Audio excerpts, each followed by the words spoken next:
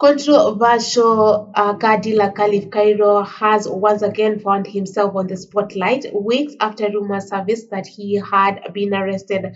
Speculations about his arrest initially arose when netizens noticed reduced activity on his various social media pages, and this prompted the question about his whereabouts and the state of his business.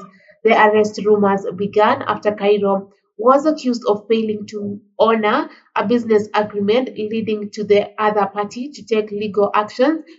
And upon the exposure that, or rather, upon the speculations that Khalif Cairo had been arrested, other clients also came out to expose him for failing to also honor their agreements that they had agreed upon. While his silence on social media added fuel to fire, leaving followers concerned. However, Khalif Cairo soon reappeared, sharing a post alongside his partner Maria Wavinya to dismiss the allegations of his arrest. Well, despite this clarification, the businessman is now facing fresh allegations that his company failed to deliver a Range Rover worth 26 million Kenyan shillings to a client.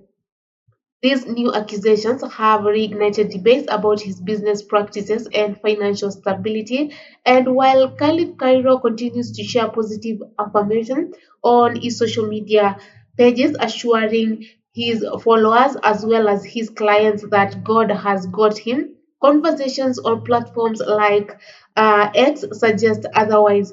Several users have claimed that Khalif Cairo is struggling financially and has allegedly run out of money.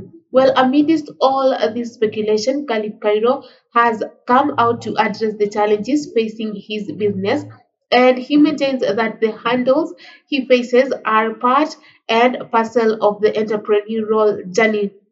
Well, sharing on his Instagram, or rather in his various social media accounts, Cairo spoke about the difficulties many businesses encounter as they grow. And while not directly admitting of the financial troubles that he has been accused of, he expressed gratitude to those who reached out to support him. In part of his statement stated, hizi challenges mnaona nikipitia are very normal in business, especially when a company is growing. Every big entrepreneur at one point must face litigation or money problems, especially when God is taking you to higher levels. The one to the ones reaching out, I am 100% okay and I will overcome. Well, but how did Caliph Cairo become this successful? Cairo's passion for cars began immediately after high school, leading him to pursue a career in automotive industry. However, his journey has been anything but smooth. Over the years, he has faced business fallouts, court cases, and accusations related to his business practices. Some of the allegations leveled against him in the past include money laundering and selling cars involved in accidents. While these claims have cast a shadow over his reputation, Cairo has remained steadfast, insisting that people prefer to spread false narratives for their own gain or out of malice. Well, moving on to our second story of the day, and it's that of Nurse Judy and her husband, and how they found themselves in a difficult situation after moving places they were living in. Nurse Judy's husband opened up about the challenges he faced after moving to a new estate where his wife wanted to live at the time. Sharing his statement on social media pages, that is Instagram, he shared an Instagram post and he shared his experience of relocating his family from Umoja Tena to the more upscale Imara Daima estate, reflecting on the memories of Christmas 2017. Nurse Judy's husband admitted that his wife was embarrassed to live in Umoja Tena, and to save her face, she would most of the times lie to her friends that she was living in a better area. This pressure pushed her husband to make significant changes, showing how Judy's ambition for a better lifestyle motivated him to strive harder.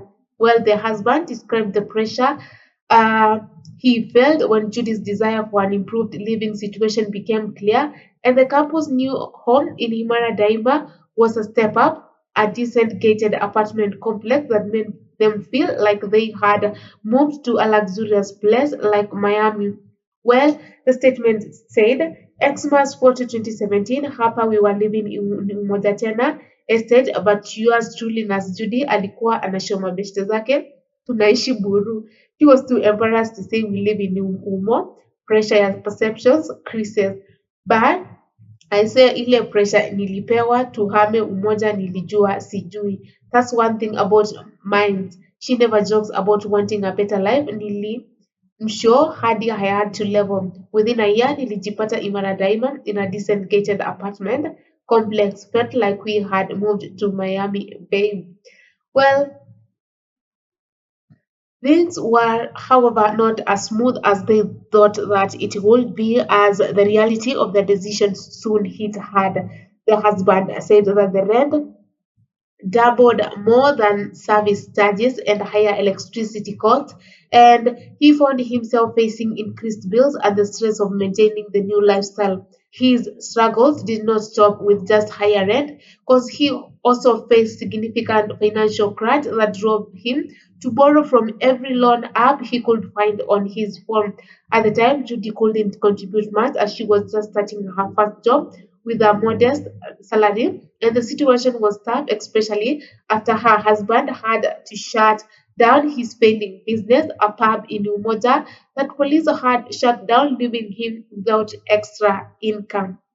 Adding to his first post, he said, Manze, I can't lie, kusota na mimi nilisota. Nilikuwa napita ile place ya tokens kila time inanipigia siren.